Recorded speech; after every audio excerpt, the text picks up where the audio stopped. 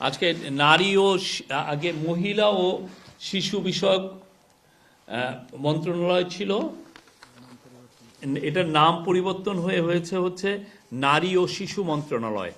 এটার প্রস্তাবটি অনুমোদিত হয়েছে, তবে এটার ইংরেজি নাম ministry of women and children affairs, এটা অপরিবর্তিত থাকবে। আগে এটার নাম ছিল মহিলা ও শিশু বিষয়ক মন্ত্রণালয়, এখন এটার নাম হচ্ছে নারী ও শিশু মন্ত্রণালয়। আর পরিবেশগত, বৈশ্বিক ঐতিহ্য, পর্যটন এবং অর্থনৈতিক সম্ভাবনার বিবেচনায় সাতক্ষীরা জেলাকে বি ক্যাটাগরির জেলা থেকে এ ক্যাটাগরির জেলায় উন্নীত করার প্রস্তাব অনুমোদিত হয়েছে।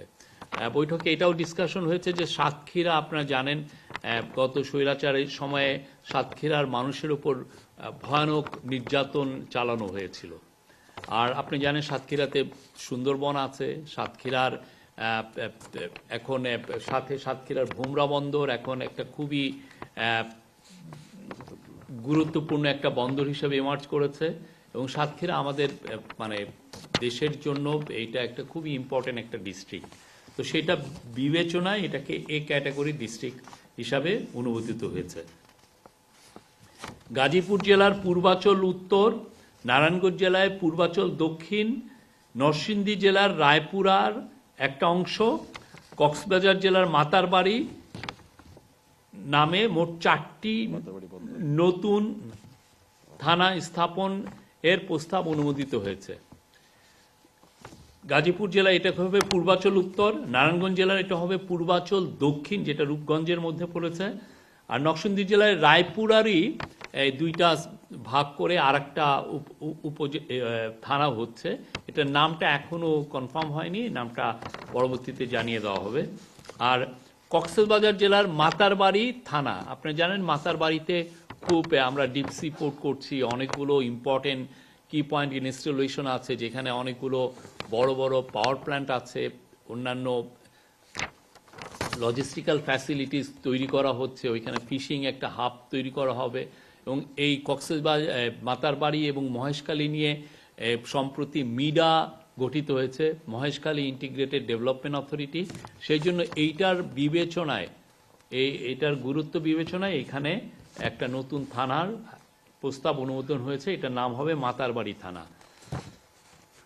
আর গাজীপুরের পূর্বাচল উত্তর আর নারায়ণগঞ্জ জেলার পূর্বাচল দক্ষিণে এখন আপনারা জানেন পূর্বাচলে নতুন রাজুকে ডেভেলপমেন্ট কাজ হয়েছে, অন্যান্য অনেক প্রাইভেট ডেভেলপাররাও অনেক প্লট বিক্রি করেছেন, অনেক ওইখানে ডেভেলপমেন্ট। আমরা আশা করছি যে এখানে খুব দ্রুত এখানে প্রচুর আরও জনগণ এখানে বসতি করবেন। তো সেই জন্য এটা বিবেচনায় এইখানে এই দুইটা নতুন থানা গঠন করা হয়েছে।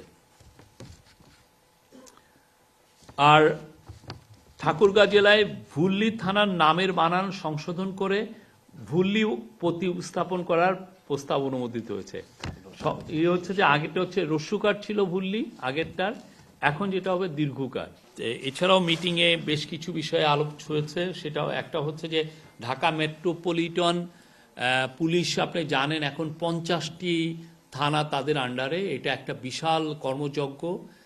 তাদের এই কাজটাকে কিভাবে আরও সহজতর করা যায়, সেই জন্য আজকে ডিসকাশন হয়েছে, কোনো ডিসিশন হয়নি যে কিভাবে ডিএমপিকে ঢাকা উত্তর, ঢাকা দক্ষিণ বা অন্যান্য মানে একটা বা দুইটা পার্টে কিভাবে এটাকে আলাদা করা যায়। করলে যেটা হবে যে এখানে কাজের গতি বাড়বে, আইন শৃঙ্খলা পরিস্থিতি আরও ভালোভাবে নিয়ন্ত্রণ করা যাবে।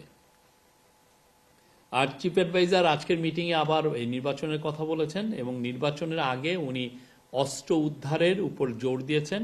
উনি বলেছেন যে লুট করা অস্ত্র যে করেই হোক ইলেকশনের আগে যত দ্রুত পারা যায় এগুলোকে উদ্ধার করতে হবে। ও আরেকটা দুইটা বিষয়, জুলাই গণ অভ্যুত্থান অধিদপ্তর গঠনের এটা ভূতাপক্ষ অনুমোদন হয়েছে। আপনারা জানেন জুলাই যেই গণ অভ্যুত্থান হলো সেই বিষয়ে অলরেডি একটা অধিদপ্তর হয়েছে মুক্তিযোদ্ধা মন্ত্রণালয়ে, সেটা আছে ভূতপক্ষে অনুমোদন হয়েছে। আর জননিরাপত্তা বিভাগ ও সুরক্ষা বিভাগ দুটিকে একত্রীকরণের মাধ্যমে স্বরাষ্ট্র মন্ত্রণালয়ের পুনর্গঠনের বিষয়টিও ভূতপক্ষ অনুমোদন হয়েছে। আপনি জানেন আগের গভর্নমেন্ট স্বরাষ্ট্র মন্ত্রণালয়কে দুইটা ভাগে ভাগ করেছিলেন, একটা জননিরাপত্তা বিভাগ, ও সুরক্ষা বিভাগ, এই দুইটাকেও এক করে এই স্বরাষ্ট্র মন্ত্রণালয়ে রাখা হয়েছে।